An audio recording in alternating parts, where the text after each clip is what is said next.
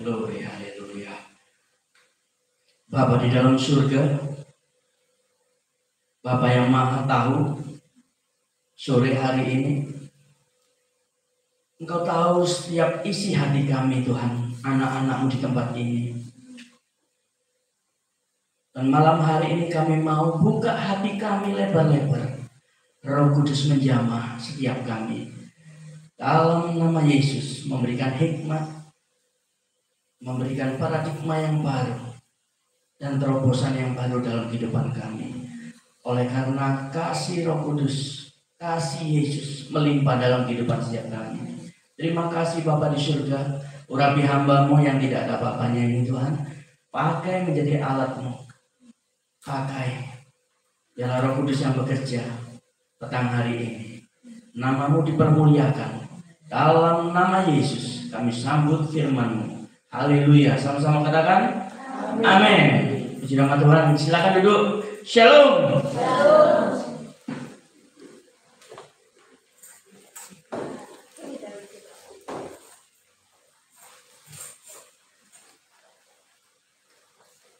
Minta tolong nanti Ibu Gembala atau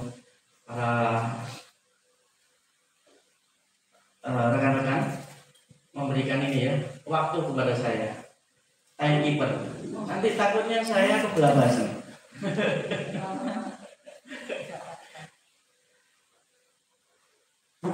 Karena sejak mengikut Yesus dalam pertobatan saya secara pribadi, ketika saya kemanapun saya berada, ketemu dengan siapa, kebiasaan saya adalah bersaksi tentang Tuhan. Mau di Surabaya ketemu siapa, ataupun mungkin kita sedang liburan di Jogja, ketemu dengan siapa, ada kesempatan perkenalan, akhirnya ya kita bersaksi. Dan itulah luar biasanya Allah kita, Allah yang kita sembah dalam nama Tuhan Yesus, bisa mengubahkan kita.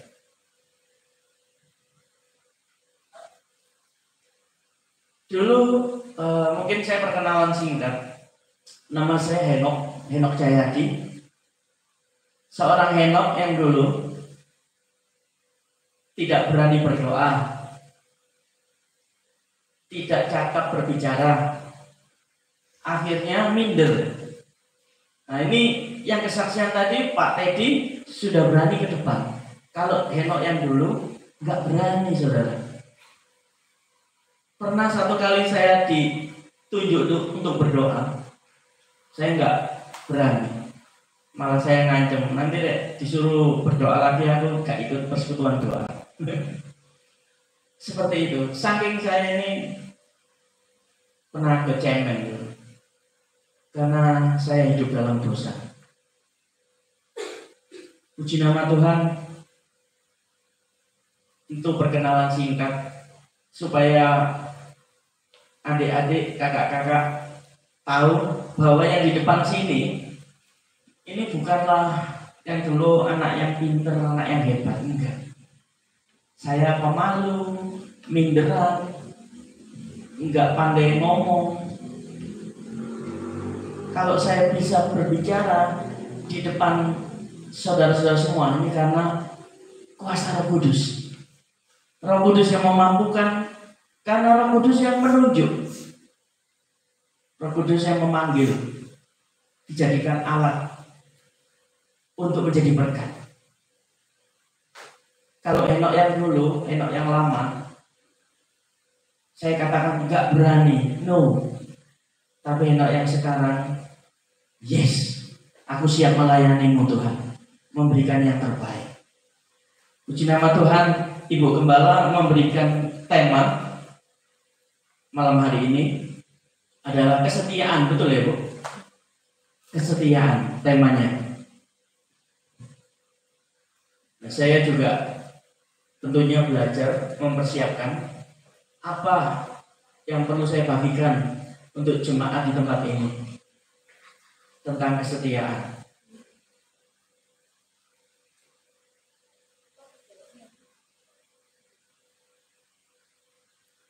Saudara, saya ini sekarang basicnya adalah bisnis kuliner, pengusaha makanan. Ada catering, ada tempat makan.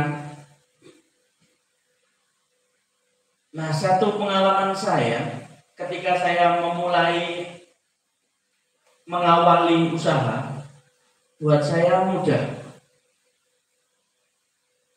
Bikin booth, bikin etalase, mempersiapkan peralatan, perlengkapan, yang masakin istri saya, kita jual, itu mudah. Mengawali bisa gampang, tapi yang sulit dalam bisnis kuliner itu adalah setia bangun pagi. Setiap hari kita harus lakukan aktivitas jualan. Itu nggak mudah. Ada saatnya kita capek, pegel, akhirnya kita libur. Padahal dalam bisnis kuliner, karena persaingan banyak, yang harus dijaga adalah kita kalau bisa jualan terus setiap hari supaya pelanggan tidak kecewa. Betul ya? Kalau kita mau pengen beli sesuatu, ayam geprek contohnya. Nah, kalau kita datang, sudah kita keluar rumah, kita menuju ke warung ayam geprek, sudah sampai tempatnya ternyata tutup. Nah kan kita bingung, waduh, terus kepingin ayam geprek lah tutup. Nah itu membuat kecewa. Nah itu seringkali yang dulu saya alami ketika saya memulai usaha, karena yang jualan saya sama istri aja berdua, itu sulit. Kalau nggak saya yang meriang, capek, nanti ya istri, akhirnya libur, nggak jualan, pelanggan kecewa. Libur 2 hari, 3 hari, jadi 1 minggu buka cuma 2-3 kali. Nah, mungkin Pak Teddy yang bisnis kuliner juga sama, merasakan hal yang sama ketika cuma berdua. Kalau nggak istrinya capek, pegel ya Pak Teddy ini sih capek. Akhirnya, nah, saya berdoa pada Tuhan, Tuhan kasih hikmat. Kamu harus cari orang, kamu harus cari pegawai untuk bantu istrimu masak, untuk bantu kamu melayani di depan sehingga warungmu tidak berhenti, tidak libur. Nah, ternyata luar biasa.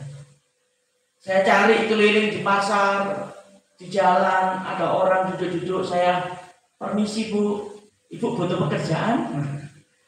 Saya ada lowongan. Seperti itu mengawali, cari tukang masak, cari pegawai untuk pramu saji. Sampai akhirnya saat ini, puji nama Tuhan, saya sudah ada 9 pegawai yang bantu. Awalnya dari 2, itu tahun 2007. Sekarang sudah 9 pegawai, itu semua karena campur tangan Roh Kudus memberikan hikmat. Sehingga warung Jatiroso sekarang slogannya buka terus. Gak pakai libur. Setiap hari kalau mau ke Jatiroso pasti buka. Setengah 6 sampai jam 1. Nah, ini kalian promosi warung Jatiroso. Puji Tuhan, akhirnya kita semakin diberkati Tuhan dan kita boleh menjadi berkat buat banyak orang. Ngajak anak-anak jalan-jalan, liburan. Ini juga karena apa? Karena berkat Tuhan. Gitu.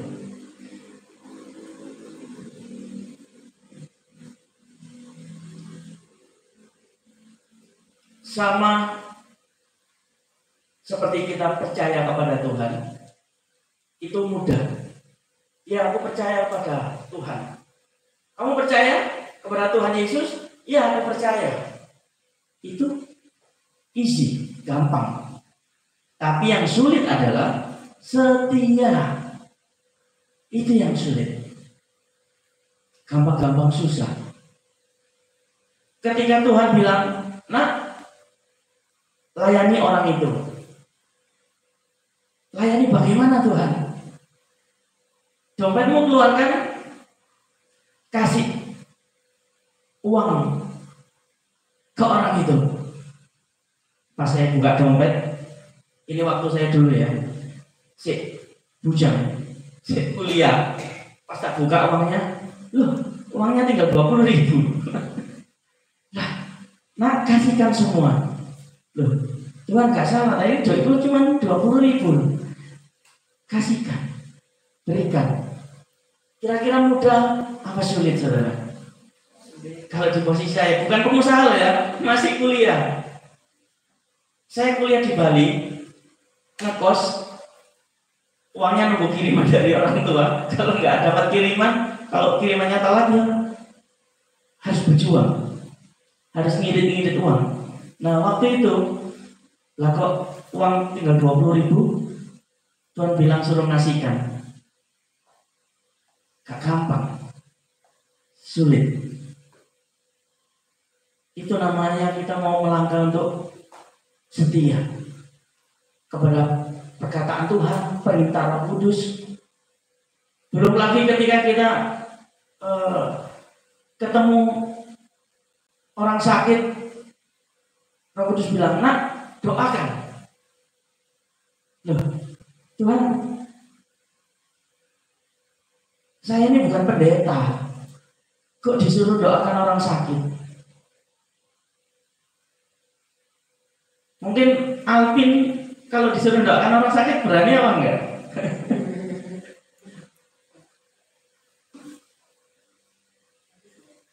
Gampang-gampang susah melakukan kesetiaan.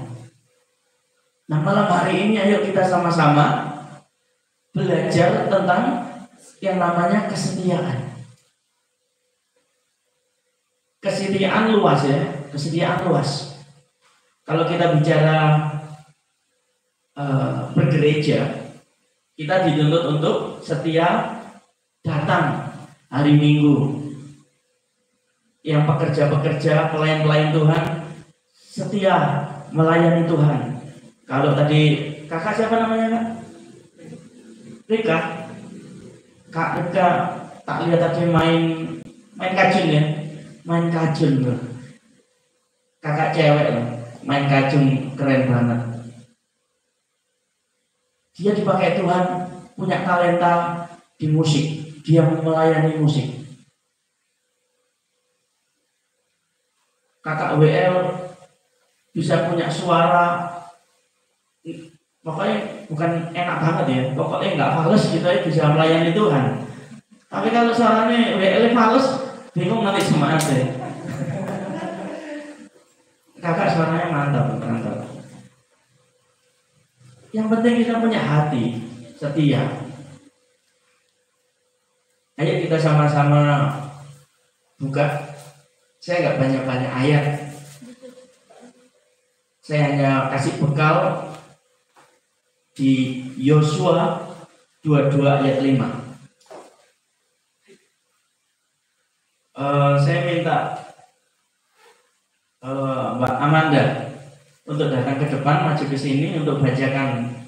Tentu saya bacakan Yosua 22 ayat 5. Pakai ini. Ke depan sini. Yang lain tolong memperhatikan Yosua 22 ayat yang kelima. Sudah ketemu?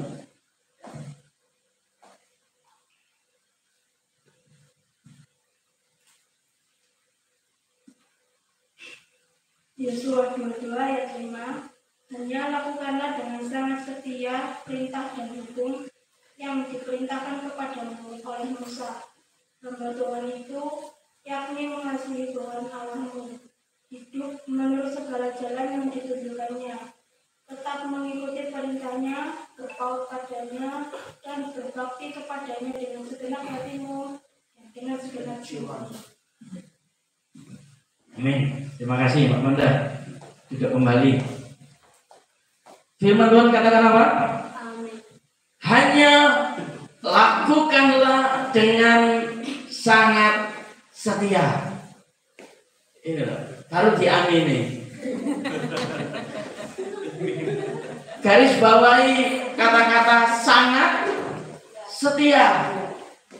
Sangat setia. Ayo sama-sama katakan 1, 2, 3. Sangat setia. Sekali lagi, 1, 2, 3, sangat setia.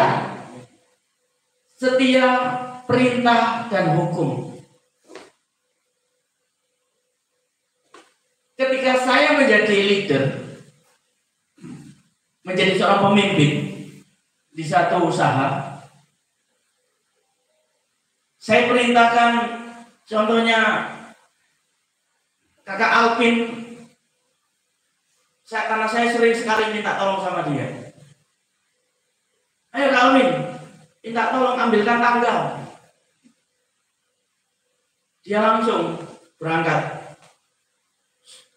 Hebat lagi Iqbal, hormat langsung lari.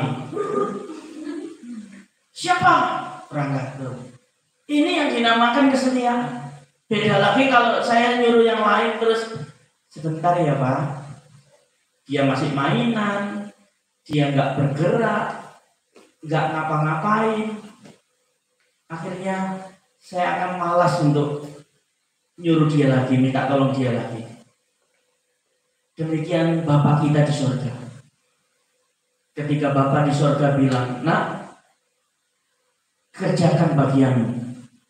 Sebentar Tuhan, aku masih main game, Mobile Legend, main game apa kesukaan, dan molor, keasikan main game, sampai lupa berdoa, lupa waktunya melayani Tuhan, lupa makan, dah gawat ya.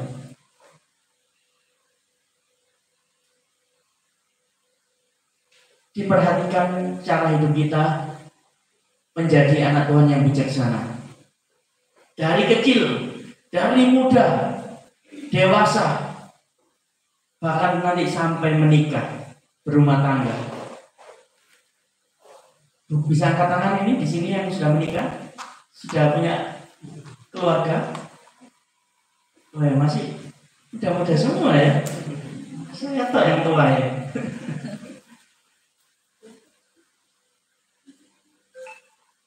Berarti ini menjadi bekal buat kakak-kakak semua, buat adik-adik semua, buat jemaat di tempat ini. Ketika engkau sudah berumah tangga, bekalnya adalah setialah kepada pasanganmu. Harus, nggak bisa ditawar lagi kata-kata setia.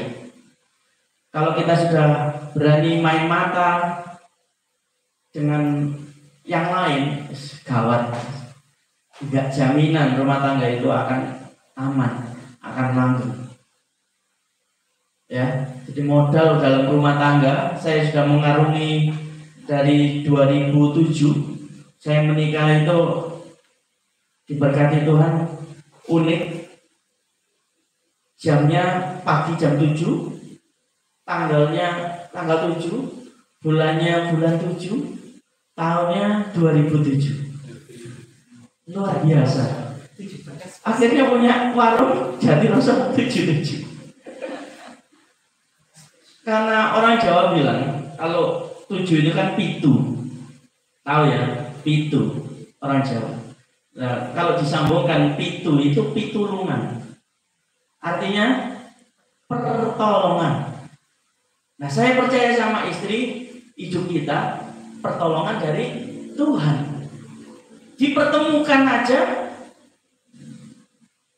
itu dengan cara yang ajaib.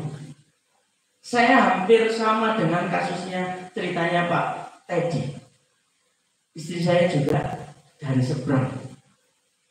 Gak apa-apa ya cerita masa lalu saya ya, waktu ketemu nyonya ya. Karena ini romantis dan seru-seru gimana gitu. Saya banyak bergaul sama Bu Devi, Bu Gembala, itu saya kenal mulai sekolah. Dalam pelayanan, persekutuan doa, kita rutin. Jadi saya ini ketemunya dengan anak-anak Tuhan. Tetapi kecantolnya kok bisa dari seberang.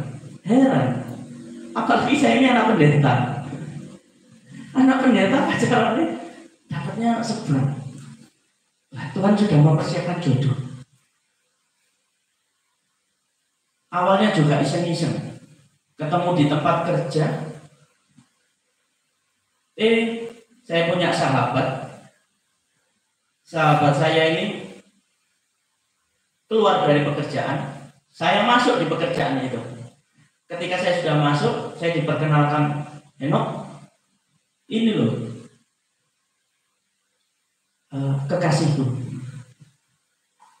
Tapi aku sekarang sudah pindah kerja. Titip ya. Loh, kok pacarnya kok dititip? Titip ya, itu katanya. Singkat cerita,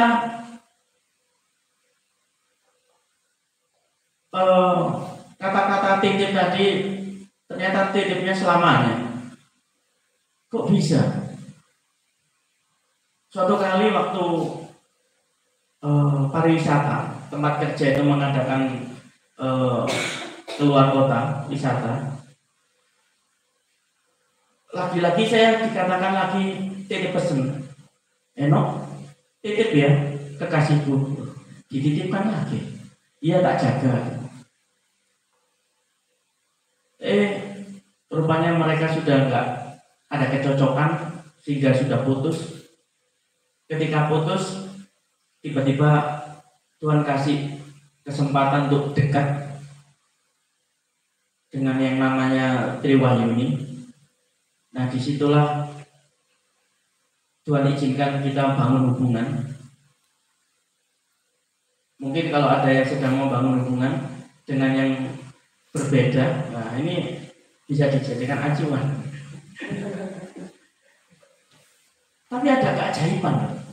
Saya dulu juga iseng-iseng nyoba-nyoba apa bisa. Pasti banyak hancurnya.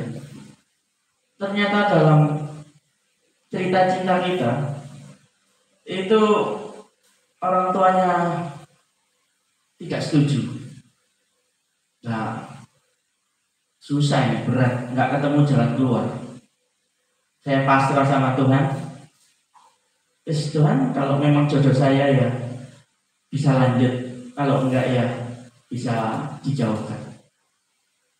Nah, ternyata orang tuanya tiba-tiba menyetujui karena mungkin saya bersikap baik, sopan, dewasa, akhirnya diterima. Singkat cerita, istri saya yang dari seberang itu, kalau saya waktu pacaran ya, saya ajak ke gereja, dia menangis. Katanya ada sesuatu yang menjamah hatinya. Puji nama Tuhan, Tuhan sendiri yang mengubahkan. Harapannya Pak Teddy juga demikian. Saya aminkan, karena tidak ada barang mustahil dalam Tuhan. Saat saya menemukan jalan buntu, adiknya istri saya itu nggak suka dengan saya. 5 tahun saya nggak pernah diajak ngomong, saya dicuekin. Saya terus berpengharapan, saya terus berbuat baik. Sekarang adik istri saya yang dulu tidak tegur sapa dengan saya 5 tahun, sekarang kalau ada apa-apa yang pertama cari saya.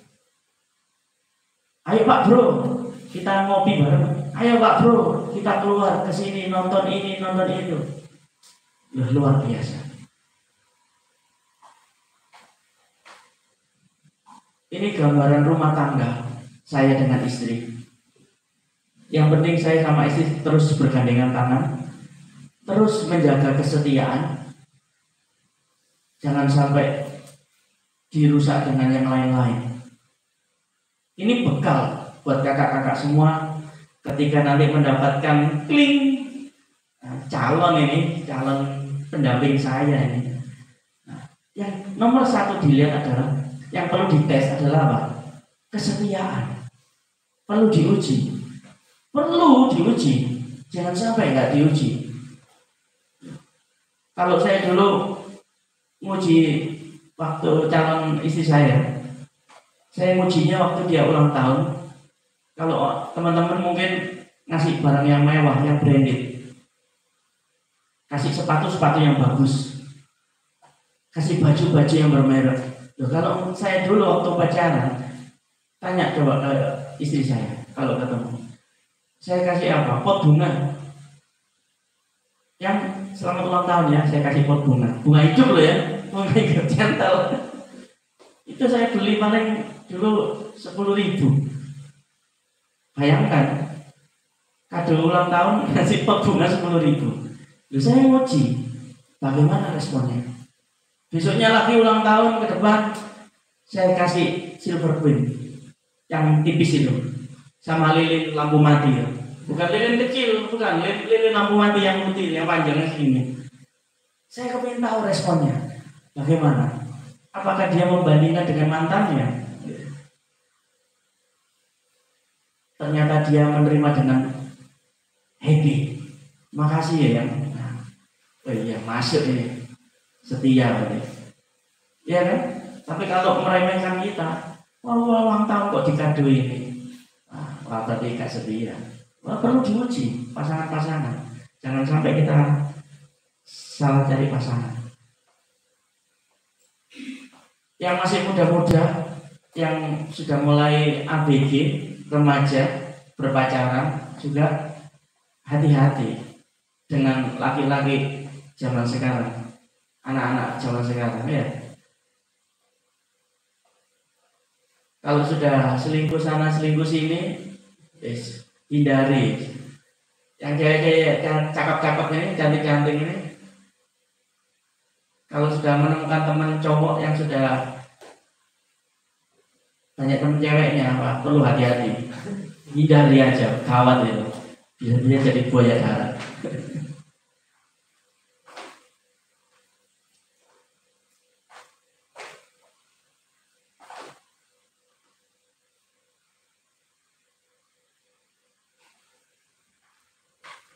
Tadi di mobil saya sempat tanya ke adik-adik, dan adik-adik tidak ada yang bisa jawab. Kakak-kakak ini bagaimana kalau kita, saya kasih pertanyaan gini, kalau kita hidup dalam kesetiaan, upahnya apa sih? Nah, kalau adik-adik tadi di mobil gak ada yang bisa jawab, saya kasih lempar pertanyaan ke kakak-kakak yang ada di sini nih, jemaat-jemaat yang ada di sini nih. Ketika kita melakukan yang namanya kesetiaan, hidup dalam kesetiaan, kira-kira upah yang kita dapatkan apa?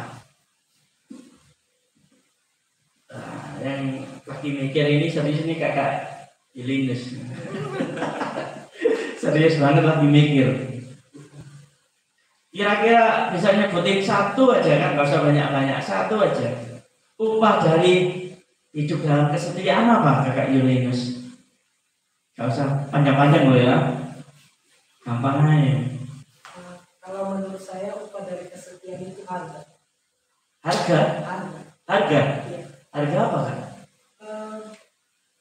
Contoh kita setia kepada seseorang, kita akan mendapatkan harga kesetiaan itu kembali. Jadi kita melakukan kesetiaan itu bukan hanya untuk dia, tapi untuk diri kita juga. Kita belajar setia, berarti kita ini ada harga bahwa kita ini orang yang setia. Harga itu nggak bisa dinilai dengan contoh kayak uang nilainya seperti ini. Tapi harga yang saya maksud itu nggak ada nilainya sama sekali.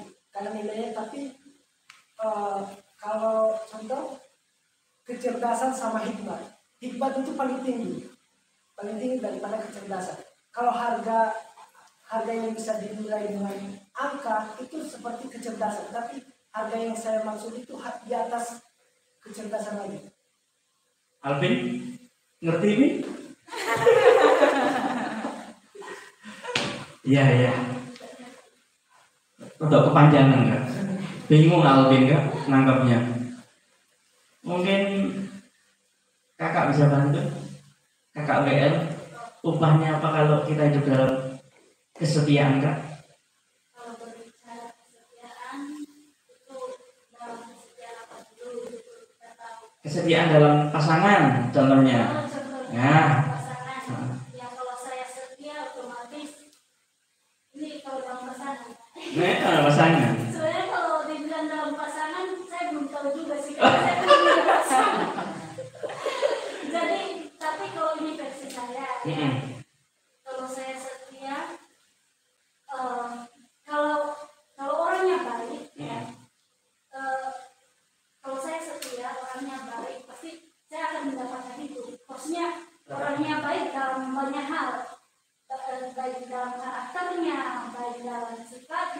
Dompetnya baik juga. Ya, sebenarnya baik. Saya kurang bilang karena saya belum punya pasangan, tapi kalau kalau saya sendiri, kalau saya sudah setia, pasti Tuhan juga melihatlah. Ya, maksudnya masa kita sudah berusaha untuk setia, tapi kita malah dapat yang dalam kutip yang buruk gitu loh. Jadi kalau dalam pasangan otomatis kan kita sudah tahu nih orangnya seperti apa. Karena ada kalau berbicara hubungan pasti kitanya dulu bisa dipertahankan apa enggak gitu. Kita bisa melihat itu. Kalau hanya kita bicara setia, tapi dianya yang nggak setia ya cuma juga gitu. Jadi kalau hanya di dalam saya berusaha setia karena saya percaya bahwa memang dia orang yang pantas untuk saya. Berarti kalau kita dalam kesetiaan tadi, upahnya yang kita dapatkan apa kan? Upah yang kita dapat Upahnya, seperti yang saya bilang tadi, karakternya. menurut aku itu adalah upah ya. Maksudnya kalau karakternya baik, itu yang saya dapatkan itu upah bagi saya bahwa saya bisa memiliki itu. Itu adalah sesuatu salah satu upah yang saya terima. Karena upah itu bukan hanya berupa dengan uang ya, bukan berupa dengan uang atau segala macam, tapi bagi saya sesuatu hal yang berharga itu yang luar biasa itu ketika saya setia, saya mendapatkan itu dari dia, karakternya begitu, aduh itu juga sesuatu hal yang berharga. Gitu ya. Iya, itu Oke, menurut saya. terima Saya kasih. belum punya pasangan, ya. Kak Lepa sudah punya pasangan? Belum juga. Wah, banyak yang belum punya pasangan, masih jomblo. Repot ini. Iya, kalau ada kenalan. Ada kenalan. Simpelnya supaya adik-adik yang masih remaja mudah dipahami, kalau kita hidup dalam kesetiaan, nomor satu adalah kebahagiaan. Iya kan? Hidup dalam kesetiaan, kita jaga hati kita. Nah, nomor satu yang kita dapatkan adalah happiness, kebahagiaan. Tapi perhatikan, kalau kita nggak cari yang namanya kebahagiaan, gampang, mudah. Kita hidup nggak setia gitu aja sudah, yang kita dapatkan kehancuran, malapetaka kayak gitu ya. Jadi supaya mudah dipahami, upah kalau kita melayani Tuhan. Mbak Mimi tahu kira-kira kalau kita setia melayani Tuhan, kalau kita setia datang ke gereja, kita setia memberikan persembahan, kalau di dalam kelak ketika kita sudah berpulang dipanggil Tuhan, upahnya apa? Bisa saya tahu, bisa jawab? Upahnya ketika kita setia melayani Tuhan, apa upahnya? Mendapatkan mahkota kehidupan kekal. Mantap jawabannya. Amin. Berarti nggak salah. Betul. Kakak-kakak di sini semuanya, jemaat di sini, ketika engkau tidak melihat seberapa banyak jemaat di tempat ini, tapi engkau melihat kebaikan Tuhan di dalam hidupmu, perhatikan, Tuhan mencatat. Ketika pemain musik tetap bersuka cita, berapapun jemaat yang datang, tetap melayani Tuhan, beri yang terbaik. Roh Kudus mencatat loh, Tuhan aku ini setia. Sehingga besok waktu tiba kita pulang ke rumah Bapak, rumah kita di sana sudah jadi, mahkota kehidupan kekal itu akan diberikan buat kita. Saya mengaminkan yang dikatakan Mbak Mimi. Sekarang kelas berapa? Kelas 2 SMK. 1 SMK. Iya. Mantap jawabannya, 1 SMK.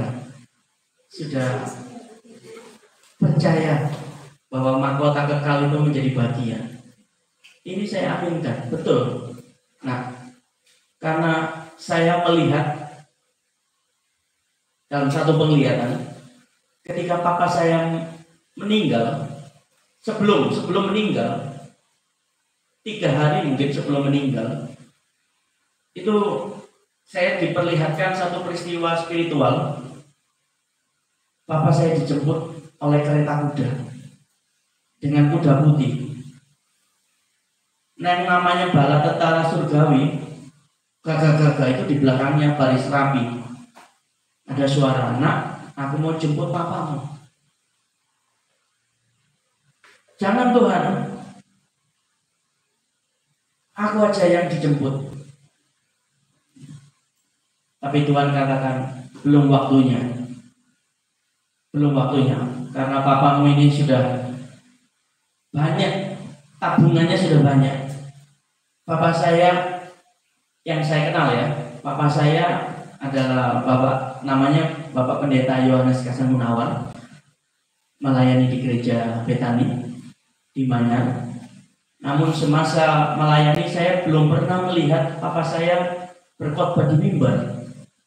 Papa saya hanya melayani di kematian, melayani pemberkatan nikah, dan mungkin pelayanan mimbarnya mungkin di pedesaan atau di pelosok.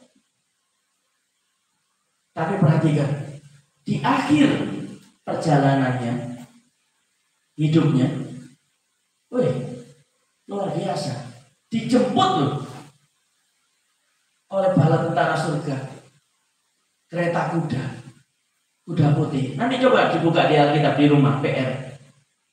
Buka, mungkin di Wahyu, tentang kereta kuda, ada kuda putih, kuda merah, atau kuda hitam. Terus saya nggak ngerti warna-warna kuda. Apa yang saya lihat itu saya pikir benar kah? Saya cerita ke Mami, "Nih, saya barusan dapat penglihatan seperti ini nih." Sehingga Mami saya yang awalnya nggak percaya, bahwa tetangga, keluarga, saudara bilang, "Bu Kasan, ikhlaskan Pak Kasan, kasihan, ikhlaskan." Mami saya marah. Enak aja bilang ikhlaskan, saya belum siap, marah. Tapi ketika penglihatan ini saya sampaikan ke mami saya menangis. "Iya, saya ikhlas. Sekarang saya tahu kemana papi akan pulang. Ke surga. Kekal, mulia untuk selama-lamanya." Akhirnya 2 atau 3 hari berpulang. Nah, ini bukti nyata yang tadi Mimi sampaikan, jawab mahkota kehidupan kekal itu menjadi bagian. Karena apa? Karena kita menjaga yang namanya kesetiaan. Baik dalam pelayanan tugas, dalam rumah tangga, apapun yang Tuhan katakan, perintah Tuhan, kerjakan dengan setia. Kira-kira dari sini ada waktu berapa menit saya? Supaya nanti nggak kebablasan loh. Ada waktu berapa? 5 menit atau 10 menit? Dikasih waktu ini 15 menit. Masih lumayan lama ya.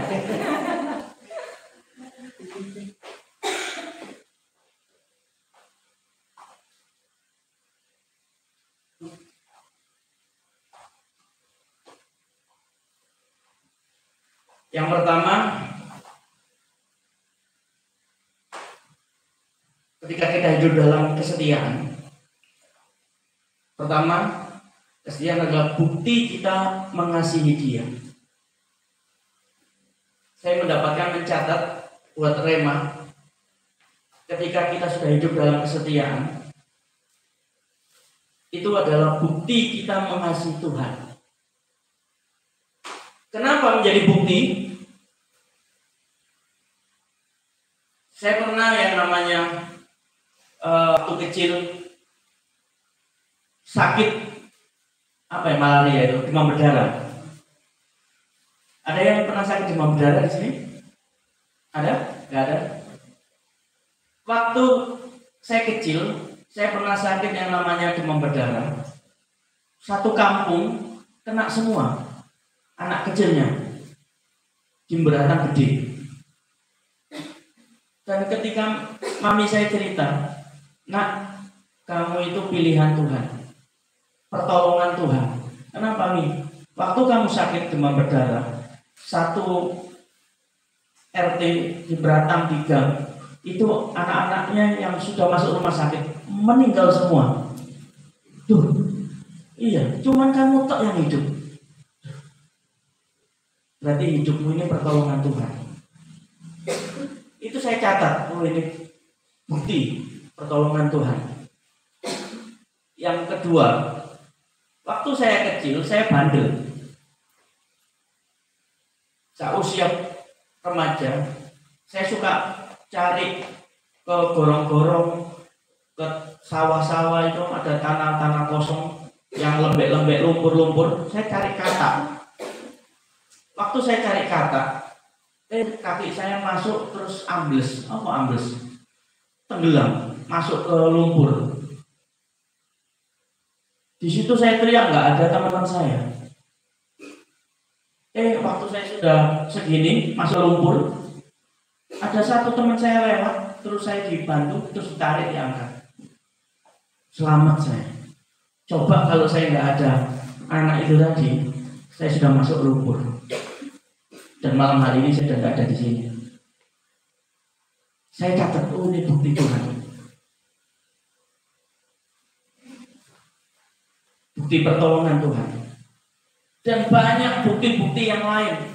Termasuk waktu usaha saya, catering saya mengalami penurunan. Dikatakan orang bangkrut. Di situ ada campur tangan Tuhan, pertolongan Tuhan. Waktu pandemi datang, masa sulit buat semuanya. Di situ Tuhan tolong.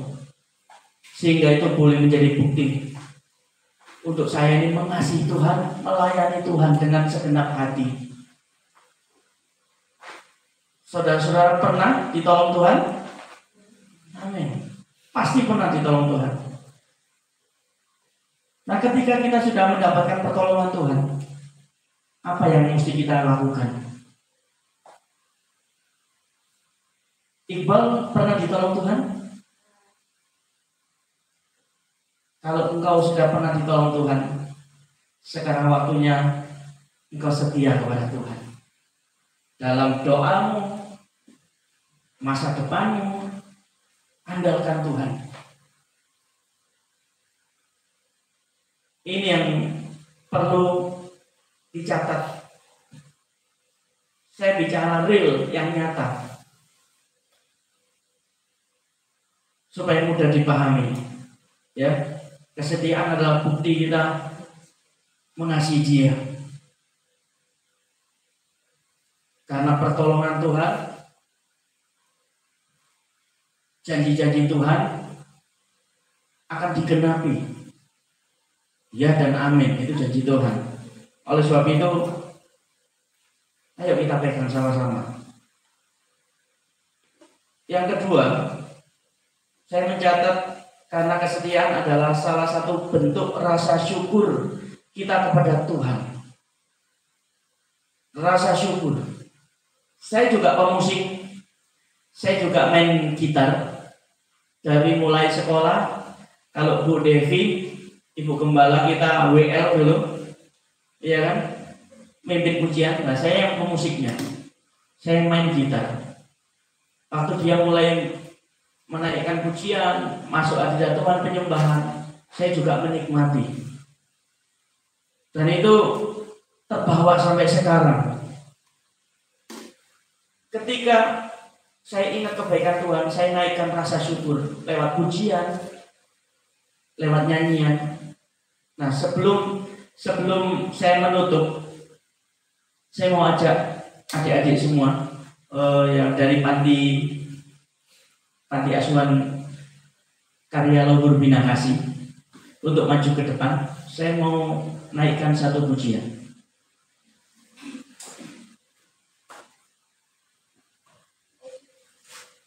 Satu pujian yang menguatkan kita.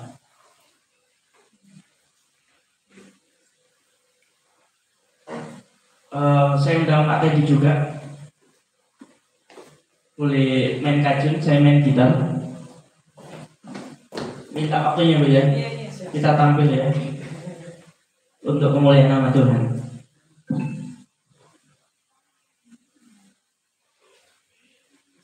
main kaki.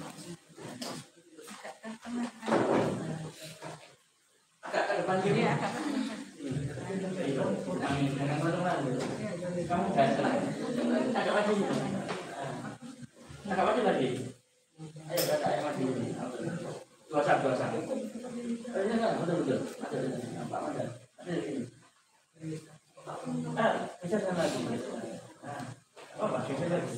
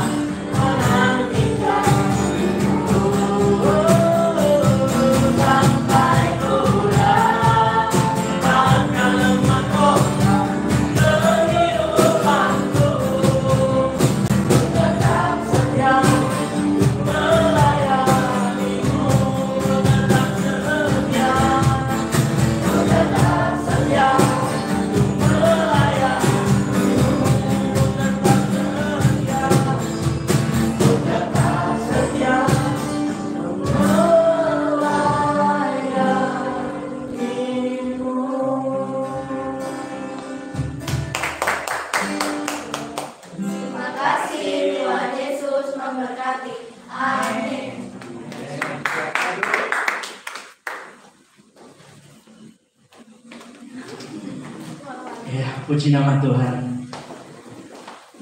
Seperti dikatakan pujian yang kedua, sampai akhir ku menutup mata, ku tetap setia. Ini yang terpenting, ini yang Tuhan minta dalam hidup saudara dan saya. Setialah, setialah, setialah. Apapun yang terjadi dalam hidupmu, Mungkin engkau sedang mengalami kesesakan, kesulitan, masalah yang seperti masalah yang tidak berujung. Atau mungkin masalah satu belum selesai, dapat masalah yang kedua. Masalah yang kedua belum selesai, dapat masalah yang ketiga. Ketika engkau sedang mengalami situasi seperti ini, tetap percaya janji Tuhan. Tetap percaya Tuhan pasti tolong saya. Dan lakukan bagian kita. Tetap percaya, setia, mengiring Yesus. Sekali Yesus, tetap Yesus untuk selama-lamanya. Ada pujian yang lagu lama. Ku mau ikut Yesus, ku mau ikut Yesus sampai selama-lamanya. Meskipun saya susah, menderita dalam dunia, tapi tetap ikut Yesus untuk selama-lamanya. Penting saudara, penting. Beberapa saya melayani di Wadah Full Gospel, banyak teman-teman pengusaha ketika usahanya hancur karena badai pandemi, dia kecewa. Pak Eno, wis gak pelayanan, gak Tuhan-Tuhanan. Hidupku wis susah karena pandemi, tokoku bangkrut. Saya sampai kaget. Padahal usianya jauh di atas saya. Tapi saya hibur. Pak, jangan seperti itu. Allah kita itu Allah yang hebat. Allah kita itu Allah yang dahsyat. Saya berikan kata-kata kekuatan, support, bahwa Allah yang kita sembah itu bukan Allah yang mati, Dia Allah yang hidup. Ayo percaya, ayo kembali beriman. Sulit Pak Henok, aku sudah hilang iman. Akhirnya saya doakan. Tugas saya hanya bisa mendoakan Bapak, supaya Bapak tinggal tetap percaya di dalam Tuhan. Singkat cerita, ketika perjumpaan di tahun kemudian, dia katakan, Pak Henok, terima kasih Pak Henok menguatkan saya waktu itu. Padahal rumah tangga saya sudah di ujung tanduk. Saya sama istri hampir berdebat, bertengkar setiap hari hanya karena uang, ekonomi yang sulit. Tapi karena doa Pak Henok menguatkan saya, sehingga sekarang saya punya toko saya yang sudah hilang, Tuhan kasih kembali. Meskipun tokonya agak kecil dari yang dulu, tapi nggak apa-apa. Wah, saya lega saudara. Dan saya masih ingat, karena saya juga melayani panti jompo dan panti asuhan. Saya ingat ada satu ibu-ibu telepon saya, Pak, saya mau menitipkan suami saya. Ini kesaksian yang terakhir saudara. Saya mau menitipkan suami saya. Loh, ibu masih muda. Kenapa? Suaminya umur usia berapa, Bu? Suami saya usianya 50-an, Pak Eno. Loh, masih muda. Kenapa mau dititipkan di panti jompo? Suami saya bangkrut, Pak Eno. Usaha tokonya gulung tikar semuanya. Dan meninggalkan banyak hutang. Sehingga saya, istrinya sering setiap hari diomelin, disalah-salahin, dibodoh-bodohin. Dianggap nggak becus sebagai istri, Pak Henok. Saya dibuat salah terus.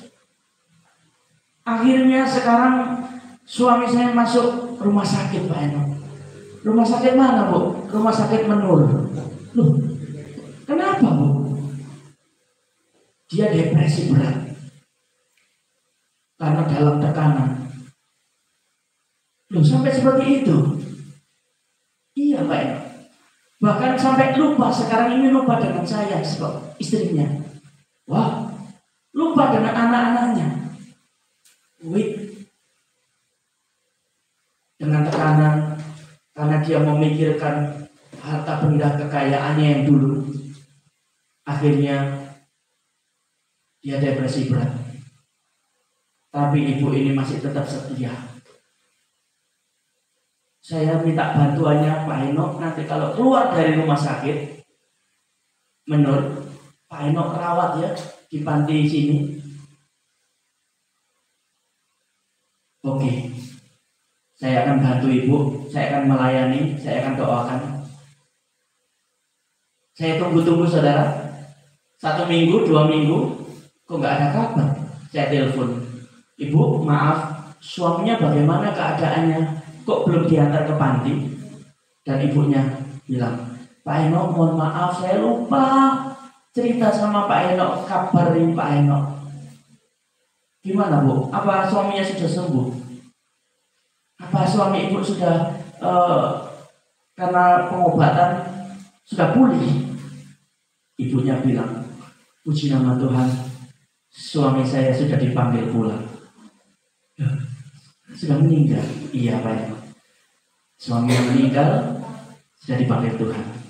Dan saya bersyukur Pak Eno, sebagai istri saya tetap setia mengasihi suami saya sampai pulang ke rumah Bapak. Saya ikut terharu. Perjuangan ibu luar biasa mendampingi seorang istri, seorang suami tidak mudah. Ini jawaban dari apa ya? Tuhan lebih sayang mengasihi Bapak. Iya Pak Eno. Dan waktu di rumah sakit saya mendoakan suami saya, Pak, sebut nama Tuhan Yesus. Pak, sebut nama Tuhan Yesus. Dan saya mendoakan. Puji Tuhan. Akhirnya suami saya pulang ke rumah Bapak. Puji nama Tuhan. Kesaksian ini boleh menguatkan setiap kita semua, menjadi pelajaran bagaimana upah yang akan kita terima ketika kita menjaga yang namanya sebuah kesetiaan. Baik itu melayani Tuhan di gereja, kehadiran, kemudian mengiring Yesus, juga dalam keluarga setia dengan pasangan, dengan anak-anak besok kalau sudah menikah, itu diperhitungkan sama Tuhan. Amin. Tuhan Yesus memberkati kita semua. Saya kembalikan.